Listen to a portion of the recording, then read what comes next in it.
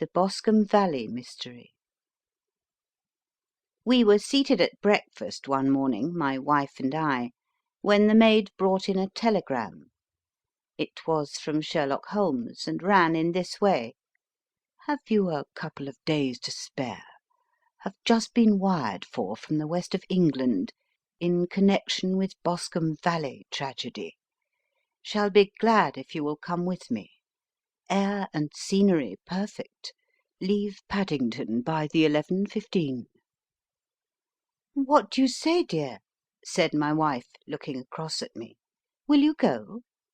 "I really don't know what to say. I have a fairly long list at present." "Oh, Anstruther would do your work for you. You have been looking a little pale lately. I think that the change would do you good. And you are always so interested in Mr. Sherlock Holmes' cases." "I should be ungrateful if I were not, seeing what I gained through one of them," I answered.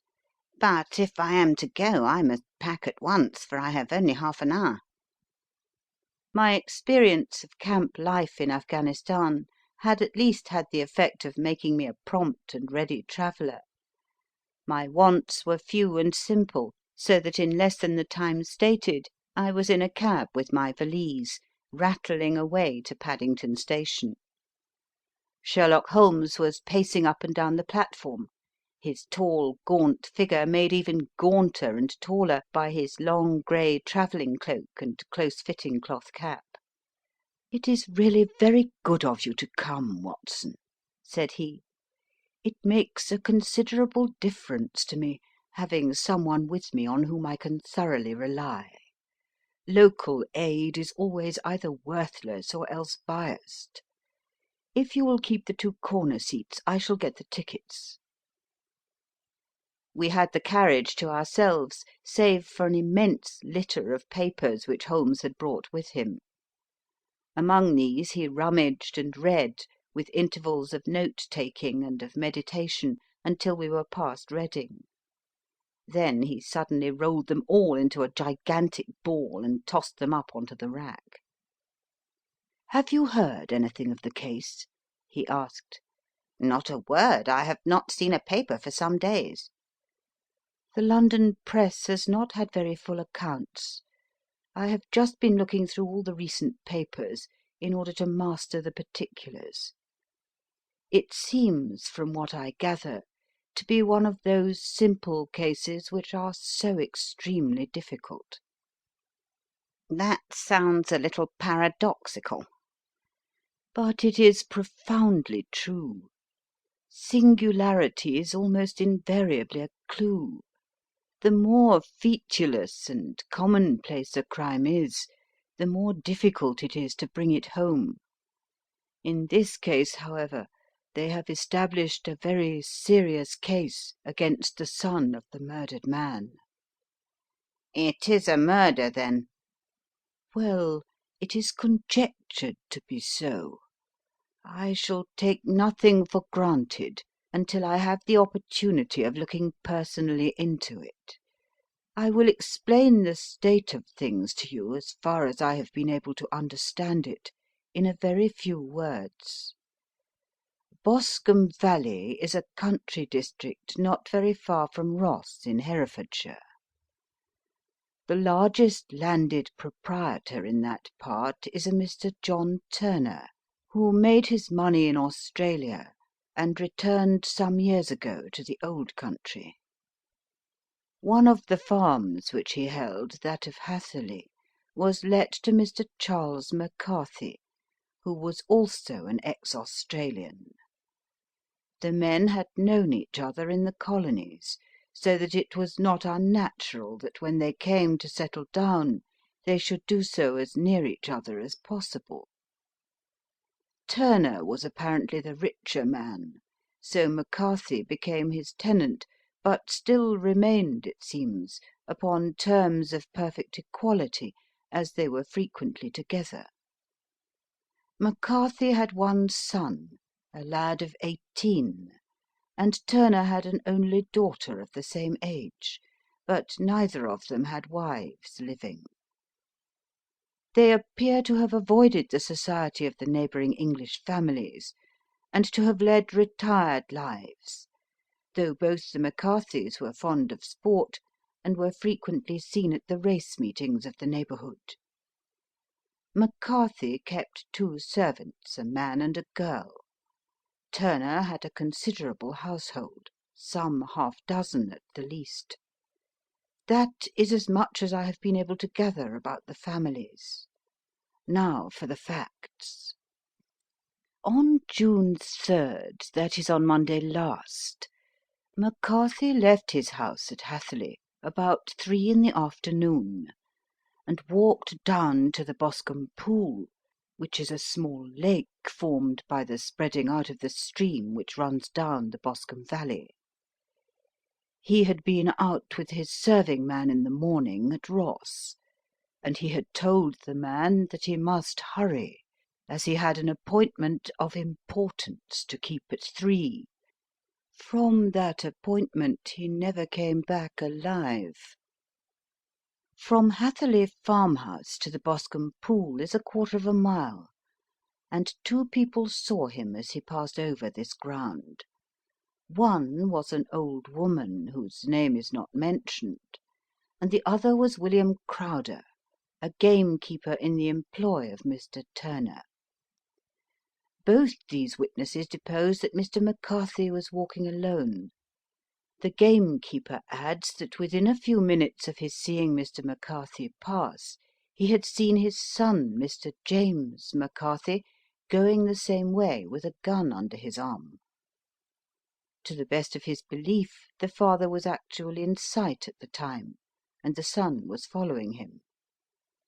He thought no more of the matter until he heard in the evening of the tragedy that had occurred. The 2 McCarthys were seen after the time when William Crowder, the gamekeeper, lost sight of them. The Boscombe Pool is thickly wooded round, with just a fringe of grass and of reeds round the edge. A girl of 14, Patience Moran, who is the daughter of the lodge-keeper of the Boscombe Valley estate, was in one of the woods picking flowers. She states that while she was there, she saw at the border of the wood and close by the lake Mr. McCarthy and his son, and that they appeared to be having a violent quarrel. She heard Mr. McCarthy the elder using very strong language to his son, and she saw the latter raise up his hand as if to strike his father. She was so frightened by their violence that she ran away and told her mother when she reached home that she had left the 2 McCarthys quarrelling near Boscombe Pool, and that she was afraid that they were going to fight.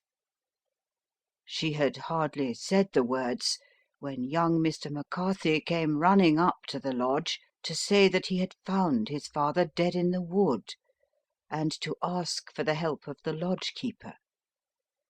He was much excited, without either his gun or his hat, and his right hand and sleeve were observed to be stained with fresh blood. On following him they found the dead body stretched out upon the grass beside the pool. The head had been beaten in by repeated blows of some heavy and blunt weapon. The injuries were such as might very well have been inflicted by the butt end of his son's gun, which was found lying on the grass within a few paces of the body. Under these circumstances the young man was instantly arrested, and a verdict of wilful murder having been returned at the inquest on Tuesday, he was on Wednesday brought before the magistrates at Ross, who have referred the case to the next assizes. Those are the main facts of the case as they came out before the coroner and the police court. I could hardly imagine a more damning case, I remarked. If ever circumstantial evidence pointed to a criminal, it does so here. Circumstantial evidence is a very tricky thing, answered Holmes thoughtfully. It may seem to point very straight to one thing, but if you shift your own point of view a little, you may find it pointing in an equally uncompromising manner to something entirely different. It must be confessed, however, that the case looks exceedingly grave against the young man, and it is very possible that he is indeed the culprit. There are several people in the neighbourhood, however, and among them Miss Turner, the daughter of the neighbouring landowner, who believe in his innocence, and who have retained Lestrade, whom you may recollect in connection with the study in scarlet, to work out the case in his interest.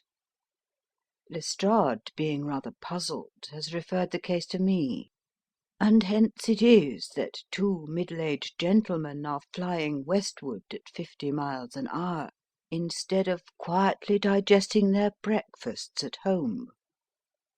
I am afraid, said I, that the facts are so obvious that you will find little credit to be gained out of this case. There is nothing more deceptive than an obvious fact, he answered, laughing. Besides, we may chance to hit upon some other obvious facts, which may have been by no means obvious to Mr. Lestrade. You know me too well to think that I am boasting when I say that I shall either confirm or destroy his theory by means which he is quite incapable of employing, or even of understanding. To take the first example to hand, I very clearly perceive that in your bedroom the window is upon the right-hand side, and yet I question whether Mr. Lestrade would have noted even so self-evident a thing as that. How on earth? My dear fellow, I know you well. I know the military neatness which characterizes you. You shave every morning, and in this season you shave by the sunlight. But since your shaving is less and less complete as we get farther back on the left side, until it becomes positively slovenly as we get round the angle of the jaw, it is surely very clear that that side is less illuminated than the other. I could not imagine a man of your habits looking at himself in an equal light and being satisfied with such a result. I only quote this as a trivial example of observation and inference. Therein lies my métier, and it is just possible that it may be of some service in the investigation which lies before us. There are one or two minor points which were brought out in the inquest, and which are worth considering. What are they? It appears that his arrest did not take place at once, but after the return to Hatherley Farm. On the Inspector of Constabulary informing him that he was a prisoner, he remarked that he was not surprised to hear it, and that it was no more than his deserts. This observation of his had the natural effect of removing any traces of doubt which might have remained in the minds of the coroner's jury. It was a confession, I ejaculated. No, for it was followed by a protestation of innocence. Coming on the top of such a damning series of events, it was at least a most suspicious remark. On the contrary, said Holmes, it is the brightest rift which I can at present see in the clouds. However innocent he might be, he could not be such an absolute imbecile as not to see that the circumstances were very black against him. Had he appeared surprised at his own arrest, or feigned indignation at it, I should have looked upon it as highly suspicious, because such surprise or anger would not be natural under the circumstances, and yet might appear to be the best policy to a scheming man. His frank acceptance of the situation marks him as either an innocent man, or else as a man of considerable self-restraint and firmness. As to his remark about his deserts, it was also not unnatural, if you consider that he stood beside the dead body of his father, and that there is no doubt that he had that very day so far forgotten his filial duty as to bandy words with him, and even, according to the little girl, whose evidence is so important, to raise his hand as if to strike him. The self-reproach and contrition which are displayed in his remark appear to me to be the signs of a healthy mind rather than of a guilty one. I shook my head. Many men have been hanged on far slighter evidence, I remarked. So they have, and many men have been wrongfully hanged. What is the young man's own account of the matter? It is, I am afraid, not very encouraging to his supporters, though there are one or two points in it which are suggestive. You will find it here, and may read it for yourself. He picked out from his bundle a copy of the local Herefordshire paper, and having turned down the sheet, he pointed out the paragraph in which the unfortunate young man had given his own statement of what had occurred. I settled myself down in the corner of the carriage and read it very carefully. It ran in this way: Mr. James McCarthy, the only son of the deceased, was then called, and gave evidence as follows. I had been away from home for 3 days at Bristol, and had only just returned upon the morning of last Monday, the 3rd. My father was absent from home at the time of my arrival, and I was informed by the maid that he had driven over to Ross with John Cobb, the groom. Shortly after my return I heard the wheels of his trap in the yard, and looking out of my window I saw him get out and walk rapidly out of the yard, though I was not aware in which direction he was going. I then took my gun and strolled out in the direction of the Boscombe pool, with the intention of visiting the rabbit warren, which is upon the other side. On my way I saw William Crowder, the gamekeeper, as he had stated in his evidence, but he is mistaken in thinking that I was following my father. I had no idea that he was in front of me.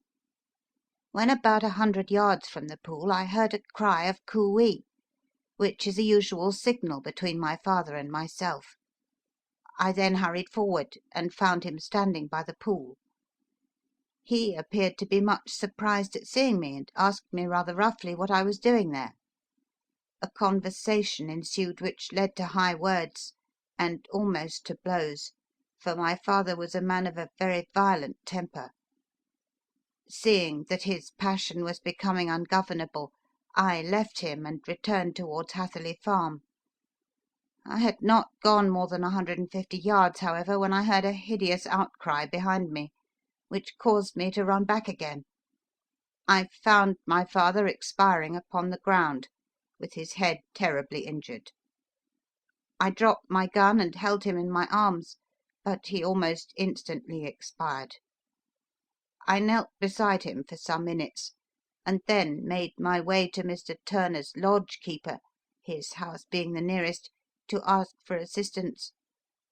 I saw no one near my father when I returned, and I have no idea how he came by his injuries. He was not a popular man, being somewhat cold and forbidding in his manners, but he had, as far as I know, no active enemies. I know nothing further of the matter.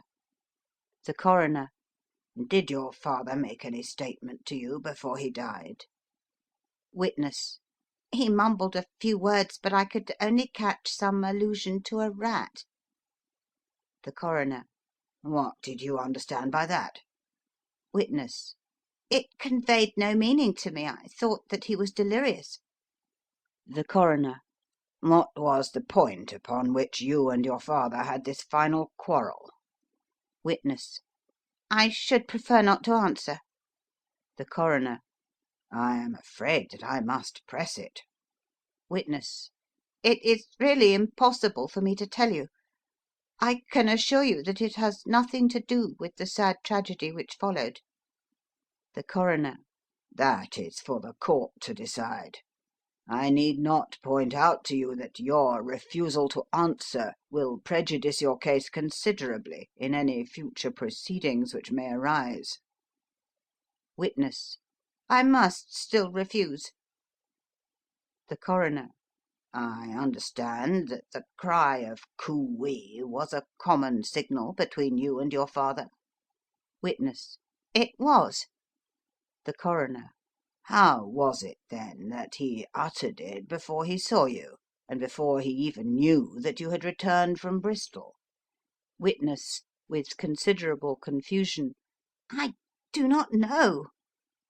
A Juryman: Did you see nothing which aroused your suspicions when you returned on hearing the cry, and found your father fatally injured?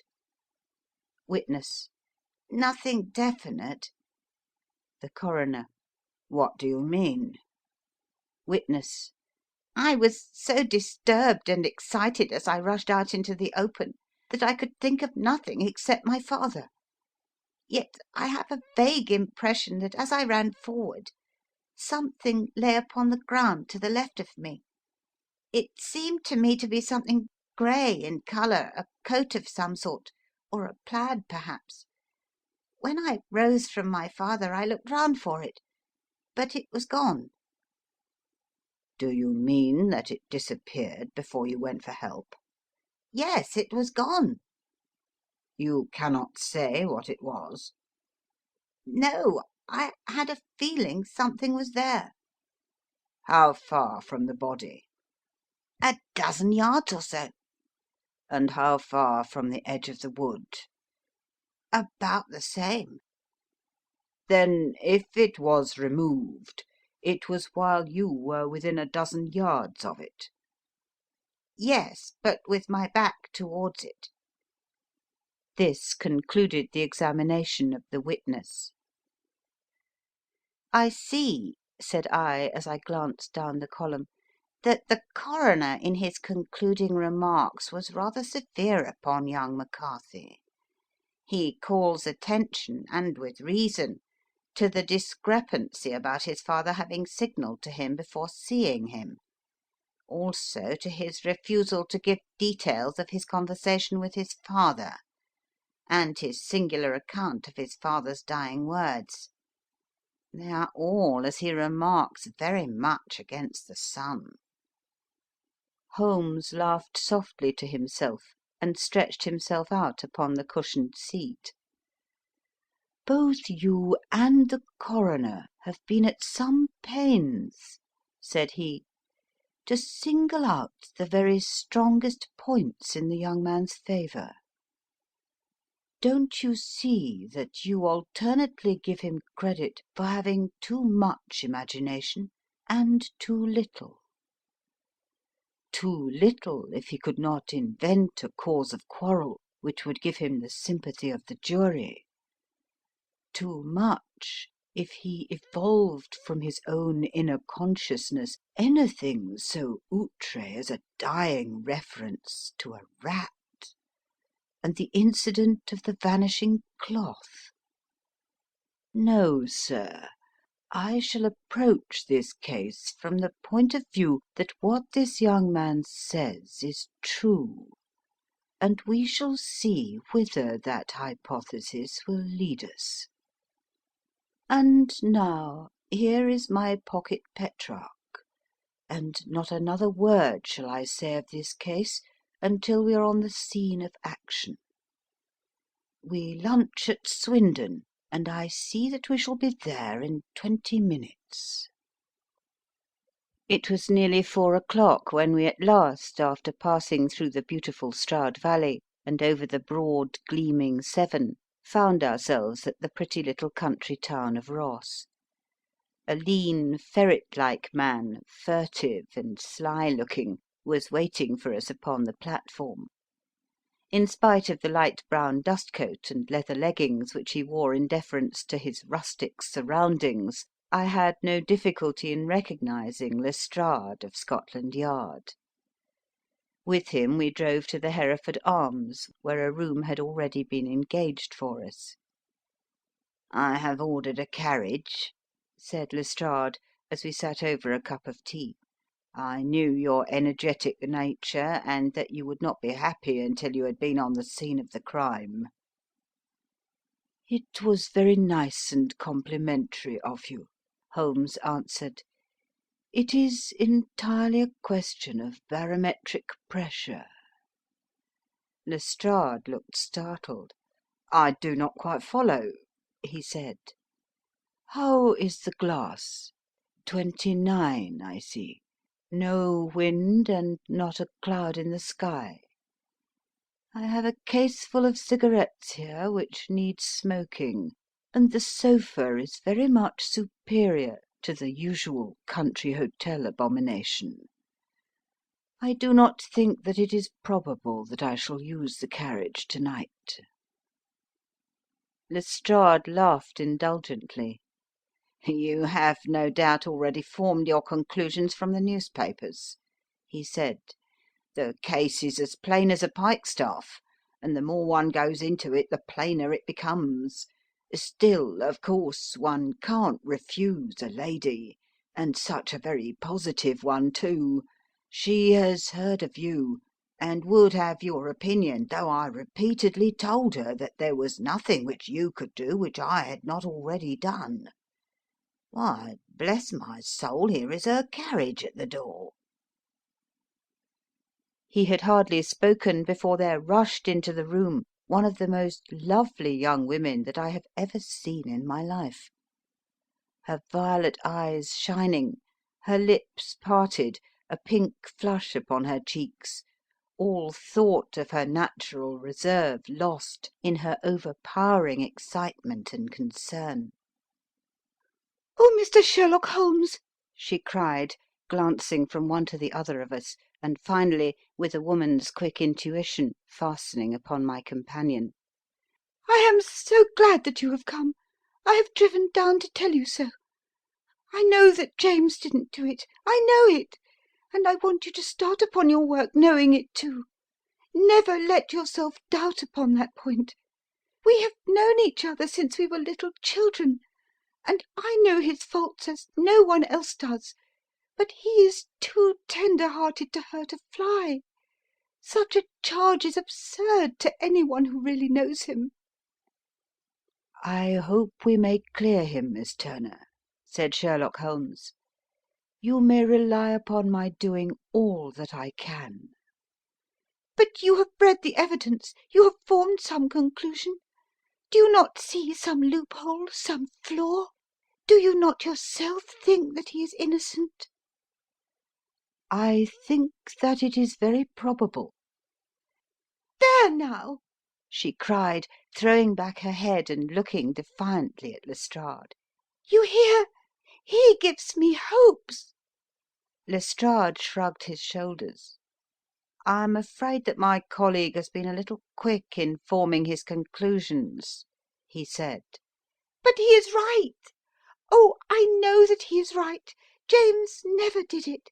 And about his quarrel with his father, I am sure that the reason why he would not speak about it to the coroner was because I was concerned in it." "In what way?" asked Holmes. "It is no time for me to hide anything. James and his father had many disagreements about me. Mr. McCarthy was very anxious that there should be a marriage between us. James and I have always loved each other as brother and sister. But of course he is young and has seen very little of life yet. And, well, he naturally did not wish to do anything like that yet. So there were quarrels, and this, I am sure, was one of them." "And your father?" asked Holmes. "Was he in favour of such a union?" "No, he was averse to it also. No one but Mr. McCarthy was in favour of it." A quick blush passed over her fresh young face as Holmes shot one of his keen, questioning glances at her. "Thank you for this information," said he. May I see your father if I call tomorrow?" "I am afraid the doctor won't allow it." "The doctor?" "Yes. Have you not heard? Poor father has never been strong for years back, but this has broken him down completely. He has taken to his bed, and Dr. Willow says that he is a wreck, and that his nervous system is shattered. Mr. McCarthy was the only man alive who had known Dad in the old days in Victoria." "Ah, in Victoria. That is important." "Yes, at the mines." "Quite so. At the gold mines, where, as I understand, Mr. Turner made his money." "Yes, certainly." "Thank you, Miss Turner. You have been of material assistance to me." "You will tell me if you have any news tomorrow? No doubt you will go to the prison to see James. Oh, if you do, Mr. Holmes, do tell him that I know him to be innocent." "I will, Miss Turner." "I must go home now, for Dad is very ill, and he misses me so if I leave him. Good bye, and God help you in your undertaking." She hurried from the room as impulsively as she had entered, and we heard the wheels of her carriage rattle off down the street. "I am ashamed of you, Holmes," said Lestrade with dignity after a few minutes' silence. "Why should you raise up hopes which you are bound to disappoint? I am not over tender of heart, but I call it cruel." "I think that I see my way to clearing James McCarthy," said Holmes.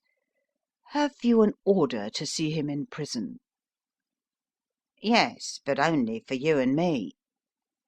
"Then I shall reconsider my resolution about going out. We have still time to take a train to Hereford and see him to night?" "Ample." "Then let us do so. Watson, I fear that you will find it very slow, but I shall only be away a couple of hours." I walked down to the station with them, and then wandered through the streets of the little town, finally returning to the hotel, where I lay upon the sofa and tried to interest myself in a yellow backed novel. The puny plot of the story was so thin, however, when compared to the deep mystery through which we were groping, and I found my attention wander so continually from the action to the fact, that I at last flung it across the room and gave myself up entirely to a consideration of the events of the day. Supposing that this unhappy young man's story were absolutely true, then what hellish thing, what absolutely unforeseen and extraordinary calamity could have occurred between the time when he parted from his father and the moment when, drawn back by his screams, he rushed into the glade? It was something terrible and deadly. What could it be? Might not the nature of the injuries reveal something to my medical instincts? I rang the bell and called for the weekly county paper, which contained a verbatim account of the inquest. In the surgeon's deposition it was stated that the posterior third of the left parietal bone and the left half of the occipital bone had been shattered by a heavy blow from a blunt weapon. I marked the spot upon my own head. Clearly such a blow must have been struck from behind. That was to some extent in favour of the accused, as when seen quarrelling he was face to face with his father. Still, it did not go for very much, for the older man might have turned his back before the blow fell. Still, it might be worth while to call Holmes' attention to it. Then there was the peculiar dying reference to a rat. What could that mean? It could not be delirium. A man dying from a sudden blow does not commonly become delirious. No, it was more likely to be an attempt to explain how he met his fate. But what could it indicate? I cudgelled my brains to find some possible explanation. And then the incident of the grey cloth seen by young McCarthy.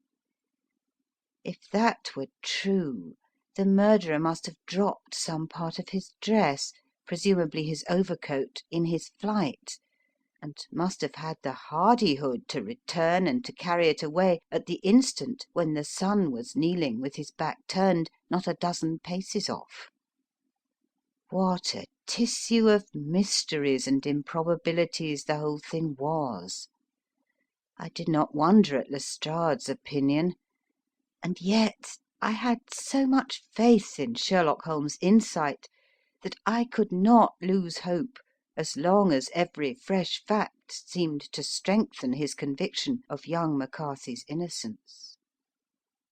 It was late before Sherlock Holmes returned.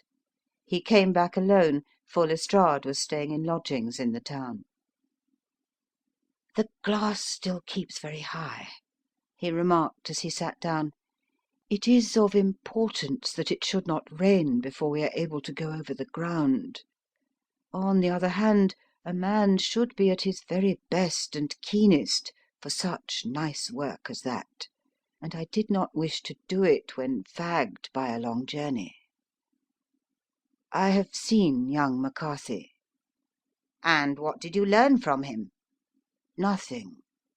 Could he throw no light?" "None at all. I was inclined to think at one time that he knew who had done it, and was screening him or her, but I am convinced now that he is as puzzled as everyone else. He is not a very quick-witted youth, though comely to look at, and I should think sound at heart."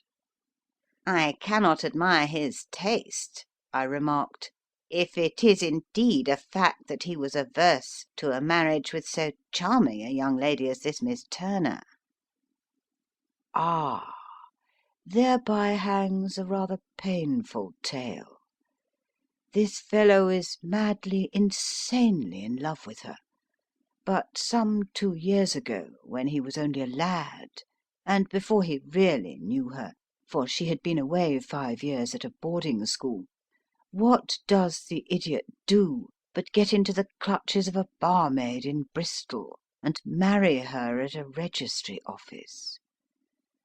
No one knows a word of the matter, but you can imagine how maddening it must be to him to be upbraided for not doing what he would give his very eyes to do, but what he knows to be absolutely impossible. It was sheer frenzy of this sort which made him throw his hands up into the air when his father, at their last interview, was goading him on to propose to Miss Turner. On the other hand, he had no means of supporting himself, and his father, who was by all accounts a very hard man, would have thrown him over utterly had he known the truth. It was with his barmaid wife that he had spent the last 3 days in Bristol, and his father did not know where he was. Mark that point. It is of importance. Good has come out of evil, however, for the barmaid, finding from the papers that he is in serious trouble and likely to be hanged, has thrown him over utterly, and has written to him to say that she has a husband already in the Bermuda dockyard, so that there is really no tie between them. I think that that bit of news has consoled young McCarthy for all that he has suffered. "But if he is innocent, who has done it?" Ah, who? I would call your attention very particularly to 2 points. One is that the murdered man had an appointment with someone at the pool, and that the someone could not have been his son, for his son was away, and he did not know when he would return. The second is that the murdered man was heard to cry coo-ee before he knew that his son had returned. Those are the crucial points upon which the case depends.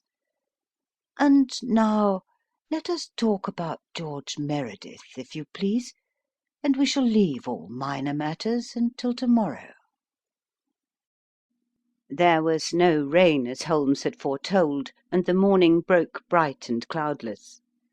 At 9 o'clock Lestrade called for us with the carriage, and we set off for Hatherley Farm and the Boscombe Pool. "There is serious news this morning," Lestrade observed.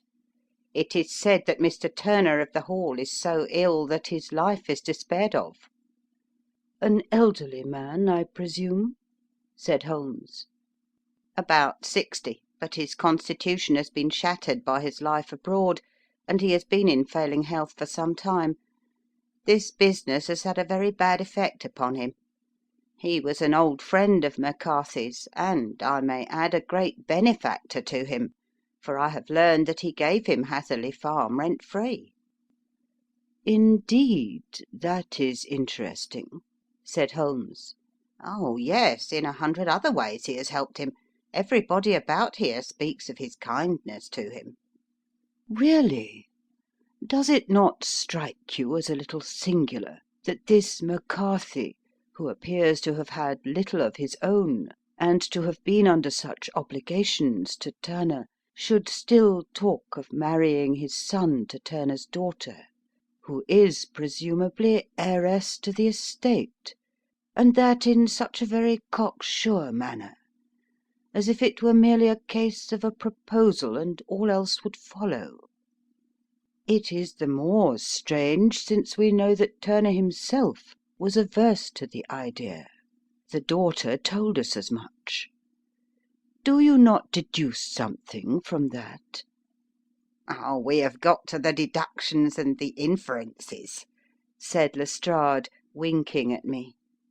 "I find it hard enough to tackle facts, Holmes, without flying away after theories and fancies." "You are right," said Holmes demurely. "You do find it very hard to tackle the facts." "Anyhow, I have grasped one fact which you seem to find it difficult to get hold of," replied Lestrade with some warmth. "And that is?" "That McCarthy senior met his death from McCarthy junior, and that all theories to the contrary are the merest moonshine." "Well, moonshine is a brighter thing than fog," said Holmes, laughing. "But I am very much mistaken if this is not Hatherley Farm upon the left." "Yes, that is it." It was a widespread, comfortable looking building, 2-storied, slate roofed, with great yellow blotches of lichen upon the grey walls.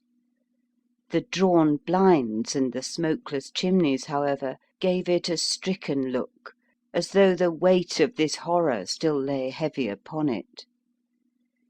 We called at the door, when the maid, at Holmes' request, showed us the boots which her master wore at the time of his death, and also a pair of the son's, though not the pair which he had then had. Having measured these very carefully from 7 or 8 different points, Holmes desired to be led to the courtyard, from which we all followed the winding track which led to Boscombe Pool. Sherlock Holmes was transformed when he was hot upon such a scent as this. Men who had only known the quiet thinker and logician of Baker Street would have failed to recognise him. His face flushed and darkened, his brows were drawn into 2 hard black lines, while his eyes shone out from beneath them with a steely glitter. His face was bent downward, his shoulders bowed, his lips compressed, and the veins stood out like whipcord in his long sinewy neck. His nostrils seemed to dilate with a purely animal lust for the chase, and his mind was so absolutely concentrated upon the matter before him that a question or remark fell unheeded upon his ears, or, at the most, only provoked a quick, impatient snarl in reply. Swiftly and silently he made his way along the track which ran through the meadows, and so by way of the woods to the Boscombe pool. It was damp, marshy ground, as is all that district, and there were marks of many feet, both upon the path and amid the short grass which bounded it on either side. Sometimes Holmes would hurry on, sometimes stop dead, and once he made quite a little detour into the meadow. Lestrade and I walked behind him, the detective indifferent and contemptuous, while I watched my friend with the interest which sprang from the conviction that every one of his actions was directed towards a definite end. The Boscombe pool, which is a little reed-girt sheet of water some 50 yards across, is situated at the boundary between the Hatherley farm and the private park of the wealthy Mr. Turner. Above the woods which lined it upon the farther side we could see the red jutting pinnacles which marked the site of the rich landowner's dwelling. On the Hatherley side of the pool the woods grew very thick, and there was a narrow belt of sodden grass, 20 paces across, between the edge of the trees and the reeds which lined the lake. Lestrade showed us the exact spot at which the body had been found, and, indeed, so moist was the ground that I could plainly see the traces which had been left by the fall of the stricken man. To Holmes, as I could see by his eager face and peering eyes, very many other things were to be read upon the trampled grass. He ran round like a dog who was picking up a scent, and then turned upon my companion. "What did you go into the pool for?" he asked. "I fished about with a rake. I thought there might be some weapon or other trace. But how on earth—" "Oh, tut, tut, I have no time. That left foot of yours with its inward twist is all over the place. A mole could trace it, and there it vanishes among the reeds. Oh, how simple it would all have been had I been here before they came like a herd of buffalo and wallowed all over it. Here is where the party with the lodge keeper came, and they have covered all tracks for 6 or 8 feet round the body. But here are 3 separate tracks of the same feet." He drew out a lens and lay down upon his waterproof to have a better view, talking all the time rather to himself than to us. "These are young McCarthy's feet. Twice he was walking, and once he ran swiftly, so that the soles are deeply marked and the heels hardly visible. That bears out his story.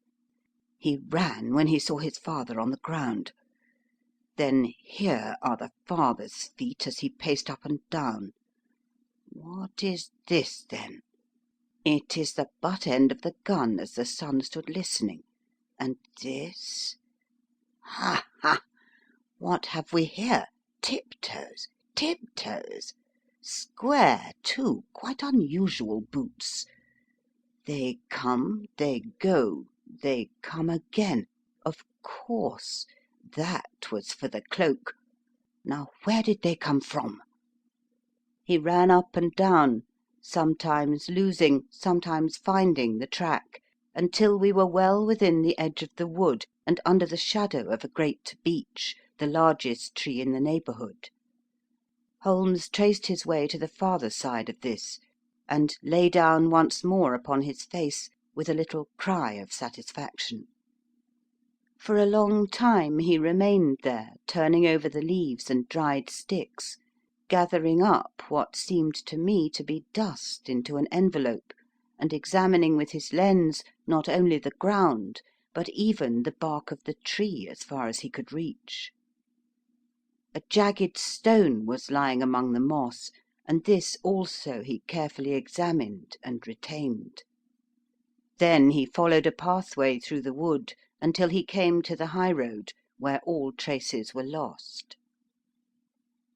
"It has been a case of considerable interest," he remarked, returning to his natural manner. "I fancy that this grey house on the right must be the lodge.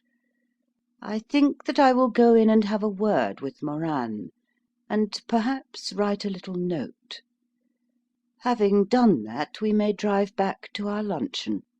You may walk to the cab, and I shall be with you presently."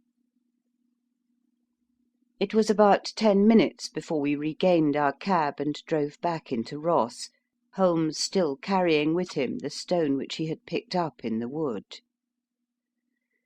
"This may interest you, Lestrade," he remarked, holding it out. "The murder was done with it." I see no marks. "There are none." How do you know, then? "The grass was growing under it. It had only lain there a few days. There was no sign of a place whence it had been taken. It corresponds with the injuries. There is no sign of any other weapon." And the murderer? "Is a tall man, left-handed, limps with the right leg, wears thick-soled shooting boots and a grey cloak, smokes Indian cigars, uses a cigar-holder, and carries a blunt penknife in his pocket. There are several other indications, but these may be enough to aid us in our search." Lestrade laughed. "I am afraid that I am still a sceptic," he said. "Theories are all very well, but we have to deal with a hard-headed British jury." "Nous verrons," answered Holmes calmly. "You work your own method, and I shall work mine. I shall be busy this afternoon, and shall probably return to London by the evening train." "And leave your case unfinished?" "No, finished." "But the mystery?" "It is solved." "Who was the criminal, then?" "The gentleman I describe." "But who is he?" "Surely it would not be difficult to find out. This is not such a populous neighbourhood." Lestrade shrugged his shoulders. "I am a practical man," he said, "and I really cannot undertake to go about the country looking for a left-handed gentleman with a gammy leg. I should become the laughing stock of Scotland Yard." "All right," said Holmes quietly. "I have given you the chance. Here are your lodgings. Good-bye. I shall drop you a line before I leave." Having left Lestrade at his rooms, we drove to our hotel, where we found lunch upon the table. Holmes was silent and buried in thought, with a pained expression upon his face, as one who finds himself in a perplexing position. "Look here, Watson," he said, when the cloth was cleared. "Just sit down in this chair, and let me preach to you for a little. I don't know quite what to do, and I should value your advice. Light a cigar, and let me expound." "Pray do so." "Well now, in considering this case, there are 2 points about young McCarthy's narrative which struck us both instantly, although they impressed me in his favour and you against him. One was the fact that his father should, according to his account, cry cooee before seeing him. The other was his singular dying reference to a rat. He mumbled several words, you understand, but that was all that caught the son's ear. Now, from this double point our research must commence, and we will begin it by presuming that what the lad says is absolutely true." "What of this cooee, then?" Well, obviously it could not have been meant for the son. The son, as far as he knew, was in Bristol. It was mere chance that he was within earshot. The cooee was meant to attract the attention of whoever it was that he had the appointment with. But cooee is a distinctly Australian cry, and one which is used between Australians. There is a strong presumption that the person whom McCarthy expected to meet him at Boscombe Pool was someone who had been in Australia." "What of the rat, then?" Sherlock Holmes took a folded paper from his pocket and flattened it out on the table. "This is a map of the colony of Victoria," he said. "I wired to Bristol for it last night." He put his hand over part of the map. "What do you read?" "A rat," I read. "And now?" He raised his hand. "Ballarat." "Quite so. That was the word the man uttered, and of which his son only caught the last two syllables. He was trying to utter the name of his murderer, so and so of Ballarat." "It is wonderful!" I exclaimed. "It is obvious. And now, you see, I had narrowed the field down considerably. The possession of a grey garment was a third point, which, granting the son's statement to be correct, was a certainty. We have come now out of mere vagueness to the definite conception of an Australian from Ballarat with a grey cloak." "Certainly." "And one who was at home in the district, for the pool can only be approached by the farm or by the estate, where strangers could hardly wander." "Quite so." Then comes our expedition of to-day. By an examination of the ground, I gained the trifling details which I gave to that imbecile Lestrade as to the personality of the criminal." "But how did you gain them?" "You know my method. It is founded upon the observation of trifles." "His height I know that you might roughly judge from the length of his stride. His boots, too, might be told from their traces." "Yes, they were peculiar boots." "But his lameness?" "The impression of his right foot was always less distinct than his left. He put less weight upon it. Why? Because he limped. He was lame." "But his left-handedness?" "You were yourself struck by the nature of the injury, as recorded by the surgeon at the inquest. The blow was struck from immediately behind, and yet was upon the left side. Now, how can that be, unless it were by a left-handed man? He had stood behind that tree during the interview between the father and son. He had even smoked there.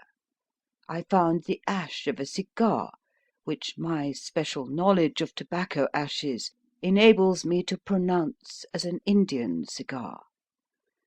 I have, as you know, devoted some attention to this, and written a little monograph on the ashes of 140 different varieties of pipe, cigar, and cigarette tobacco. Having found the ash, I then looked round and discovered the stump among the moss where he had tossed it. It was an Indian cigar, of the variety which are rolled in Rotterdam." "And the cigar holder?" I could see that the end had not been in his mouth, therefore he used a holder. The tip had been cut off, not bitten off, but the cut was not a clean one, so I deduced a blunt penknife. "Holmes," I said, "you have drawn a net round this man from which he cannot escape, and you have saved an innocent human life as truly as if you had cut the cord which was hanging him. I see the direction in which all this points. The culprit is—" "Mr. John Turner," cried the hotel waiter, opening the door of our sitting room and ushering in a visitor. The man who entered was a strange and impressive figure. His slow, limping step and bowed shoulders gave the appearance of decrepitude, and yet his hard, deep-lined, craggy features and his enormous limbs showed that he was possessed of unusual strength of body and of character. His tangled beard, grizzled hair, and outstanding drooping eyebrows combined to give an air of dignity and power to his appearance, but his face was of an ashen white, while his lips and the corners of his nostrils were tinged with a shade of blue. It was clear to me at a glance that he was in the grip of some deadly and chronic disease. "Pray sit down on the sofa," said Holmes gently. "You had my note." Yes, the lodge keeper brought it up. You said that you wished to see me here to avoid scandal. "I thought people would talk if I went to the hall." And why did you wish to see me? He looked across at my companion with despair in his weary eyes, as though his question was already answered. "Yes," said Holmes, answering the look rather than the words. "It is so. I know all about McCarthy." The old man sank his face in his hands. God help me, He cried. but I would not have let the young man come to harm. I give you my word that I would have spoken out if it went against him at the assizes. "I am glad to hear you say so," said Holmes gravely. I would have spoken now had it not been for my dear girl. It would break her heart. It will break her heart when she hears that I'm arrested. "It may not come to that," said Holmes. What? "I am no official agent.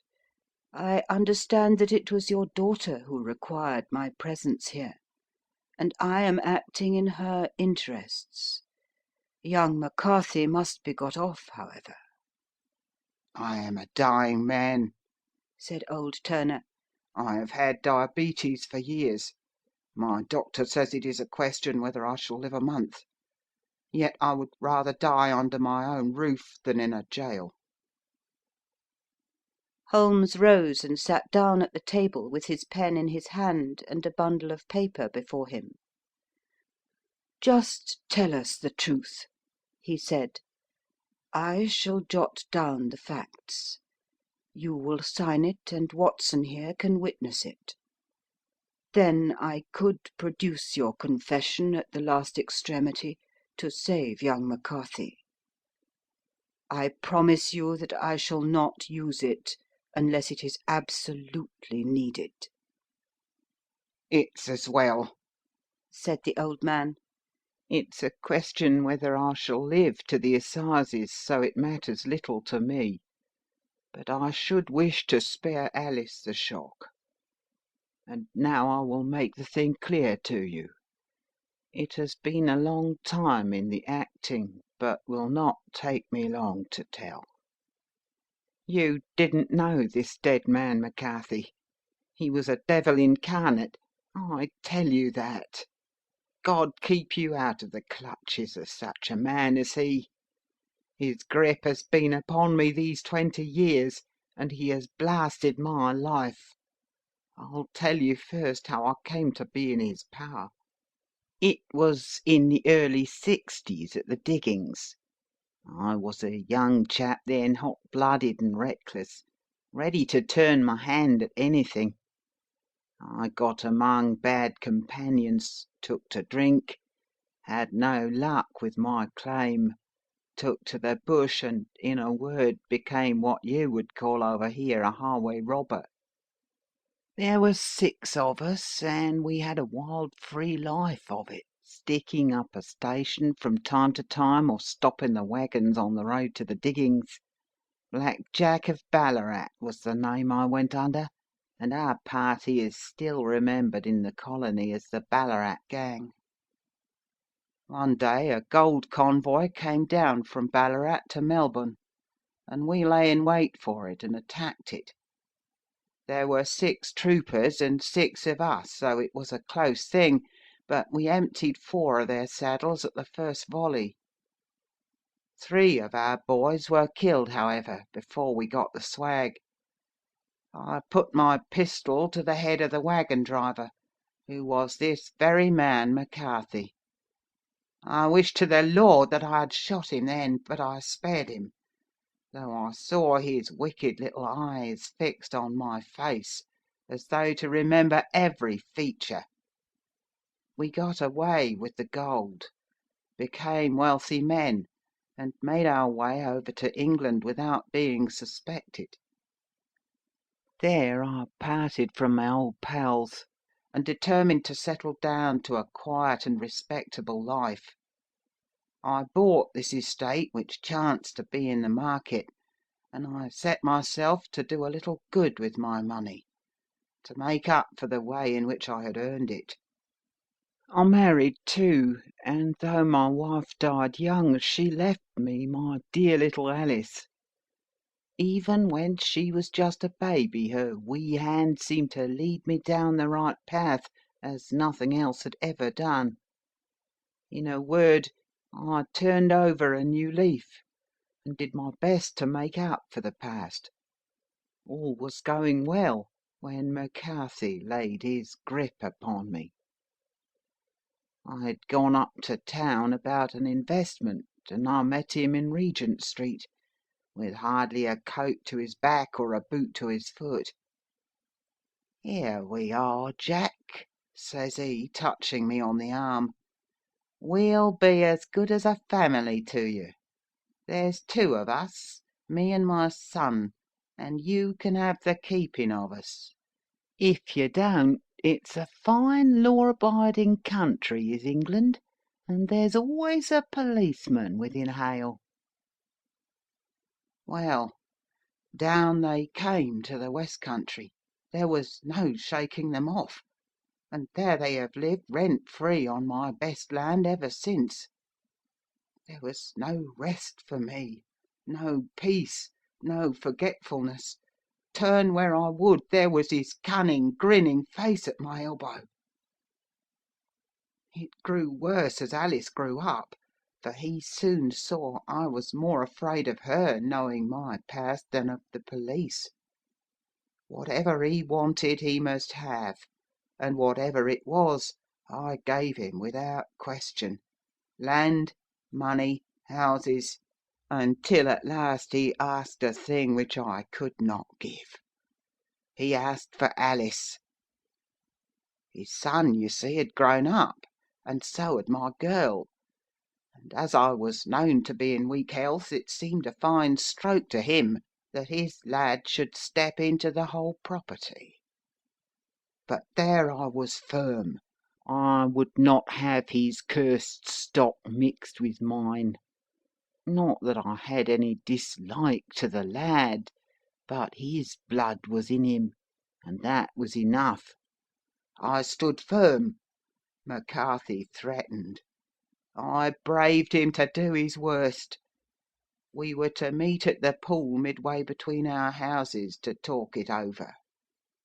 When I went down there I found him talking with his son, so I smoked a cigar and waited behind a tree until he should be alone.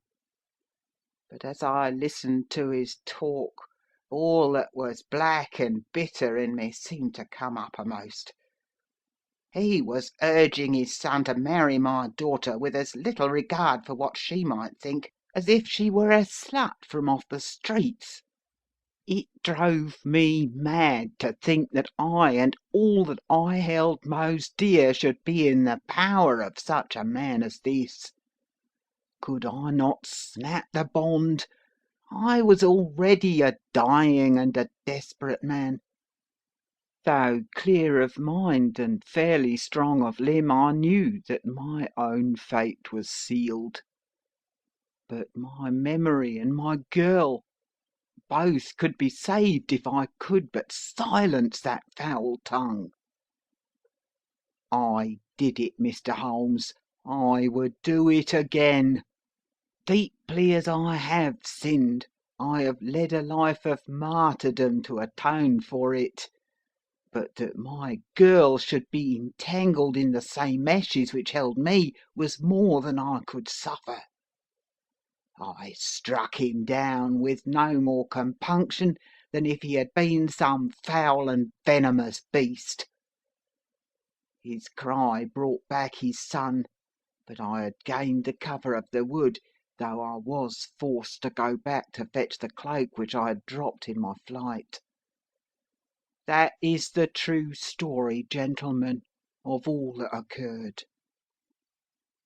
Well, it is not for me to judge you, said Holmes, as the old man signed the statement which had been drawn out. I pray that we may never be exposed to such a temptation. I pray not, sir.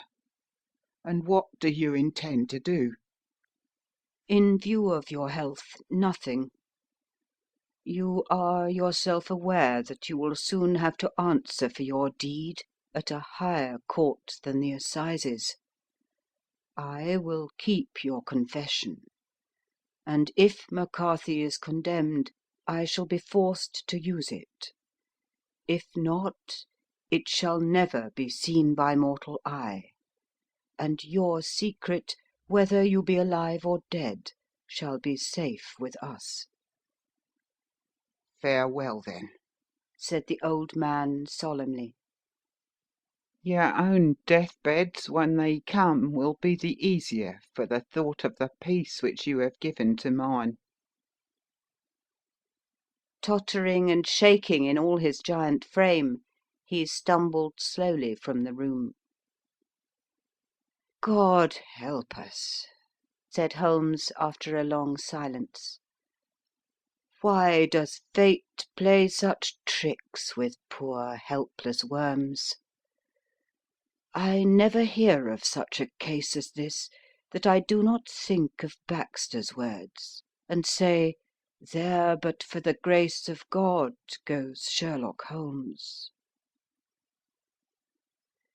James McCarthy was acquitted at the assizes on the strength of a number of objections which had been drawn out by Holmes and submitted to the defending counsel.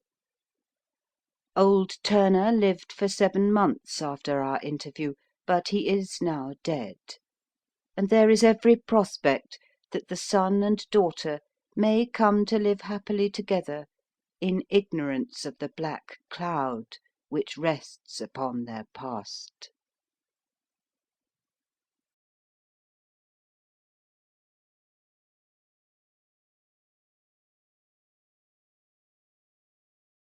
Recording by Ruth Golding.